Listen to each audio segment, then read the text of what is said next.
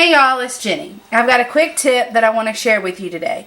I want to show you how to stretch your dollar and use less ground beef when you're making a meatloaf or with any recipe that calls for ground beef, like lasagna, what else? Hamburgers, any of those things. So we'll get started and I'll show you what to do. So here's our mixture. We're going to make a little meatloaf. We've got our ground beef, our salt and our pepper. We've got our onions. Yeah, everything. I'll tell you, this is a little different than normal ground beef because I've been researching gyros. We really love eating gyros, and I want to learn how to make gyro meat. And I have found that if you add some salt and mix it in very well into your ground beef and let it sit, right, that it basically sort of emulsifies it and makes it a lot denser, so it's a lot better for a loaf, right?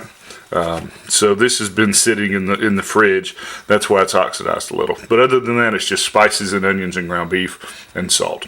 Okay. All right. So we added our eggs, 2 eggs. And this is normally when we make meatloaf, this would be a pound of meat, but this is more like half a pound of meat. But I've got a cup of cooked rice, which was a third cup of rice, and the rest was water.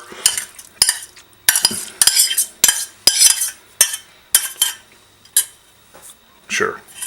Yeah, Jenny wants to tell you that this is organic rice. We have all sorts of rice at the house because of food storage. And depending on your taste and your pocketbook, you might use more meat and less rice. You know, this is probably more rice than most people would probably like in their meatloaf. But it's just personal preference, right? And by using the rice, you're cutting out a lot of that extra fat that you would get by having more ground beef in your recipes. More carbs, but less of that fatty. So we're just going to incorporate this, make it into a loaf just like normal, and we're just going to bake it for supper.